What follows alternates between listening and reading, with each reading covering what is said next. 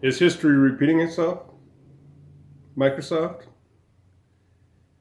Are you trying to monopolize the video game market?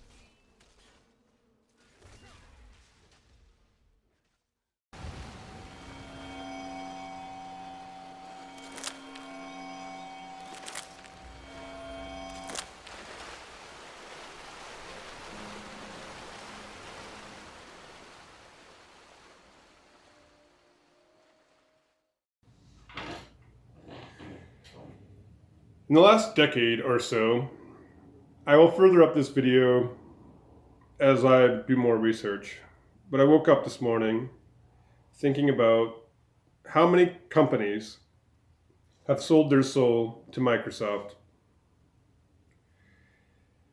And, it's old news now, but Microsoft bought out Bethesda. And, they bought out Rare. They bought out many others. Many others. And I'll further this up with more research and development. This is a work in progress, but it's Friday, April 9th, and I just kind of wanted to let everybody know that life is short, so we shouldn't be wasting our time on video games anyway.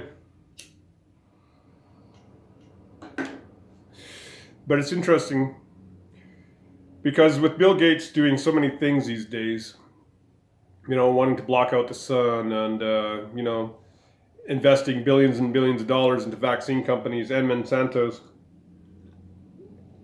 and many other dark facets, dark companies. I know that Bill Gates has stepped down from Microsoft executive. But since the original Xbox, it'd be interesting to find out how many games companies Microsoft has bought and how many of those companies have lost their integrity. Like, I love Bethesda games.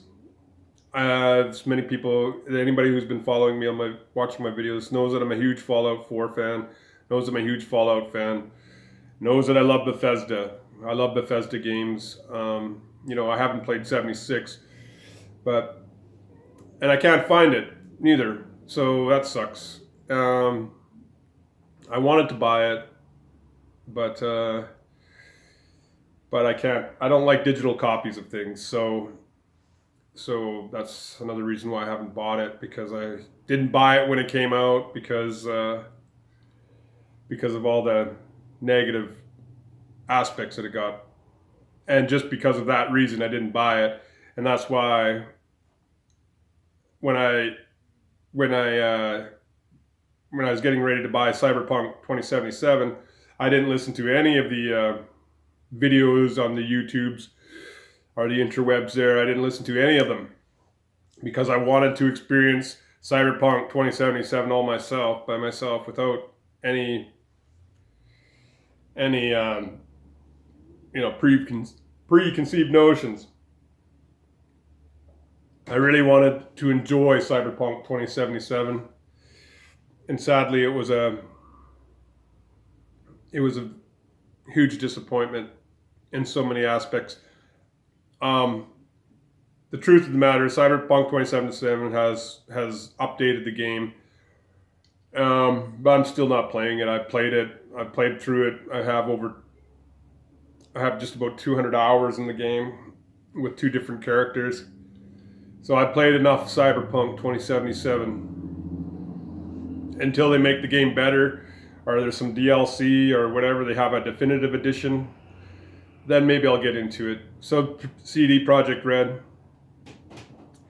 work on a definitive edition. Once you get all the bugs fixed, give it a little bit more of a development time, and then maybe Cyberpunk could be pretty good. And get rid of this stupid, if you're going to show nudity, 100%. And fix the Judy Alvarez storyline, because that was a huge disappointment for me, because I love Judy Alvarez as a character, and I wanted to fulfill my power fantasy as a male V, like I've said in other videos.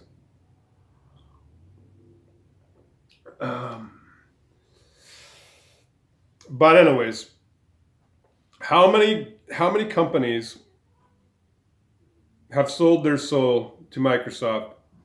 Bethesda is one of the darlings, used to be one of the darlings of the video game development, with Skyrim, and I still love playing Skyrim. It's the modding community that I actually love. I don't really care for the game Skyrim. It's actually mediocre at best. But it's the modding community that makes Skyrim interesting. And also Fallout 4, it's the modding community that makes the game interesting. Because, if you get bored playing Fallout, the vanilla version of Fallout, if that was only the vanilla version of Fallout, I would have stopped playing that game years ago. But because of the modding community, it's made that game have a long life. And same with Skyrim. And I love Skyrim. I love everything.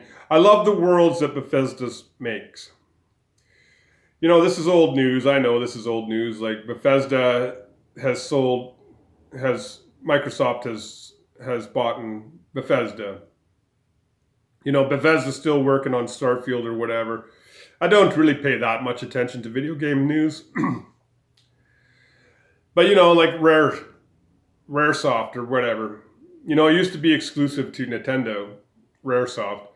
And then what game did Microsoft make with all the talent of Raresoft? Sea of Thieves. I don't know, people are still playing that game. I don't care if people are still playing that game. I've never played the game. I don't like games as a service, period. The only game that I didn't mind pay to play was World of Warcraft when it first came out. Not only was it a Canadian company coming out of Edmonton, Alberta, but when they developed World of Warcraft back in 2000 and whatever it was, 2000 and whatever, it's been 20 years almost now that game's been running. But I was a huge fan, like everybody else in the world. I played the vanilla Warcraft, World of Warcraft 2 all the way up into the latest, not the latest one, but the one where the one that came out a couple of years ago, where you could build your fort and everything else. I can't remember what it's called now, but anyways, I stopped playing that World of Warcraft after that. But I didn't mind paying to play World of Warcraft, because at the time it was just an indie developer that made this incredibly awesome game, this incredibly immersive world where, especially in the early days of World of Warcraft, it was it was amazing. Like I had a guild of like 200 people, and we would go and we used to go and raid the horde cities, and we used to go and you know when World of Warcraft was fun, you had thousands of people. You're flying around, and then all of a sudden the chatter breaks out, and then and then there's a big just onslaught somewhere, some random place in Strangle Valley or whatever, Strangleville, or I can't remember all the names. It's been so long since I played World of Warcraft now. But Blizzard was the first game company that really normalized games as a service. Yes, there was other ones like MMOs, but there was other ones, but they never had the same success. EverQuest is that's the game I was thinking of. EverQuest, but there was many others, but World of Warcraft was the first one that actually did it right. I don't know what it was about World of Warcraft. They struck that iron and it made a perfect sword. That it was the perfect game, especially when they added flying into it and everything else. It was pretty good. And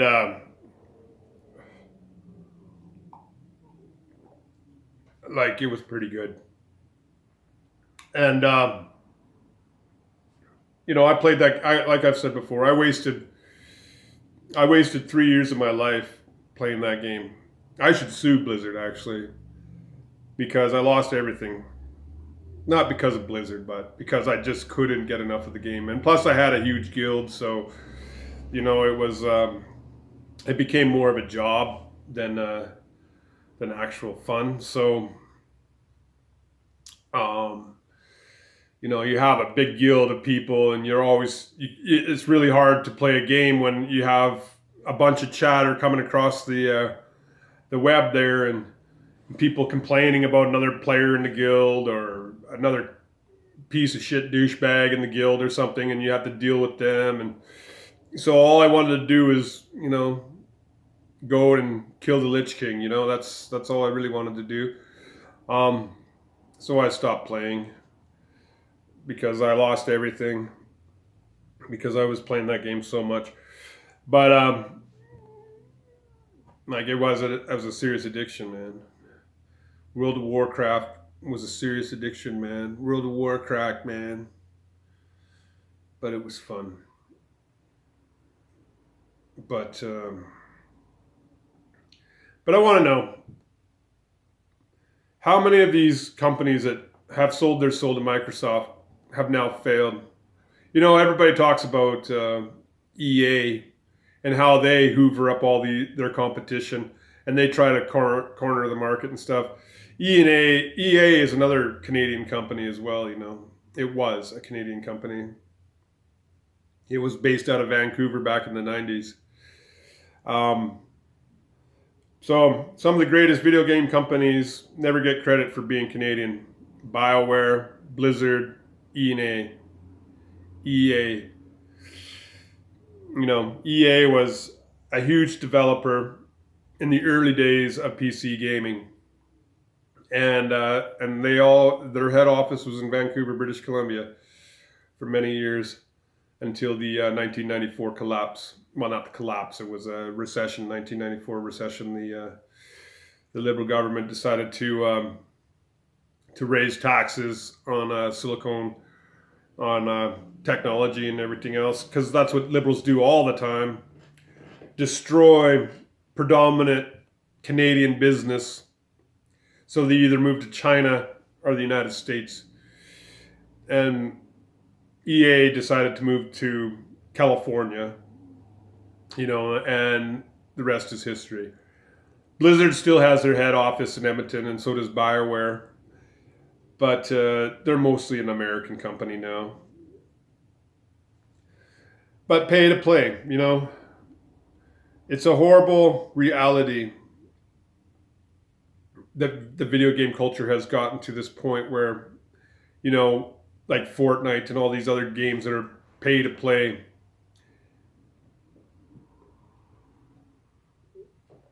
Games that are even on mobile devices like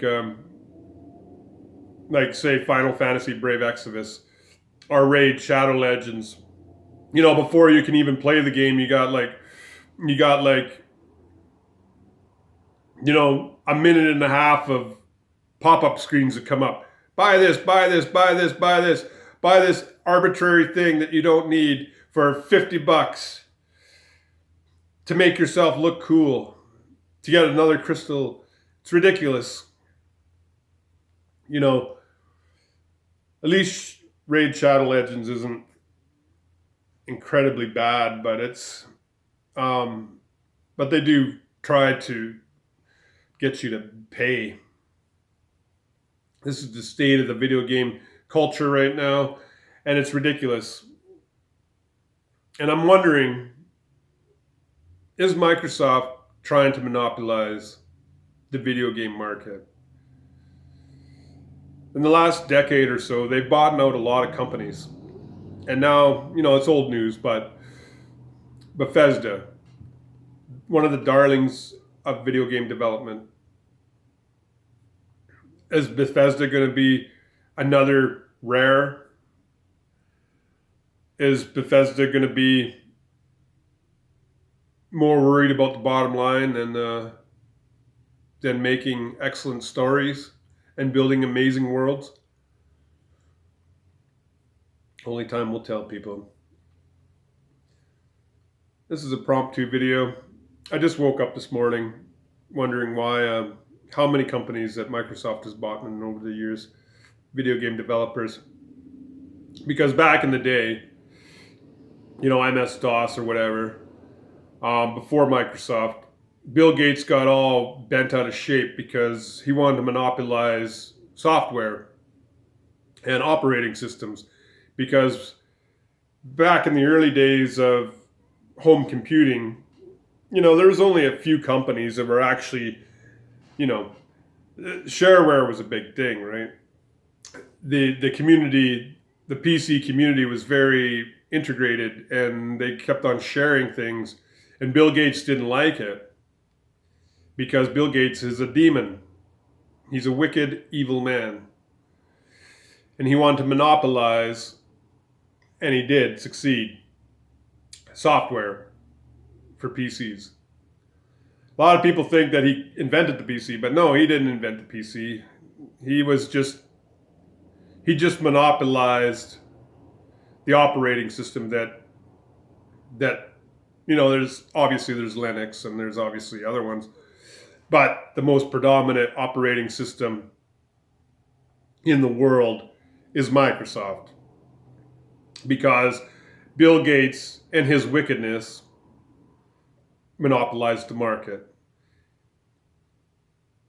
And you think that he's actually cares about a virus that has a 99.9% chance of survival when he can't even fix a virus on Windows 10? How about the red ring of death on the Xbox 360? What about the blue screen of death on Windows 10?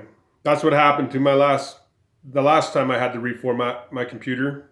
I installed something on my computer, years and years of music that I've done, but then I got the blue screen of death, and I couldn't fix it. So I had to reformat my whole computer, lose years worth of music that I created. And, you know, so I went back to Windows 7, obviously, because, and it really bothers me. If there's anybody out there that knows how to keep Windows 7 as up to date and drivers and things for the more, I really wish there was a company out there that just, you know, made Windows 7, you know, just make sure that Windows 7 was working. Because regardless of what people might think, Windows 7 was the greatest operating system Microsoft ever made. It had all the beauty of Vista. It had all the practicality of XP. There was never any reason to change it. You know, if they can update things, they could have kept on updating Windows 7 for as long as, and then they come out with Windows 10.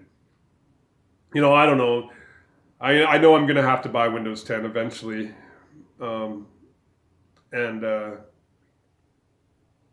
Especially when I get a new desktop, I'm going to have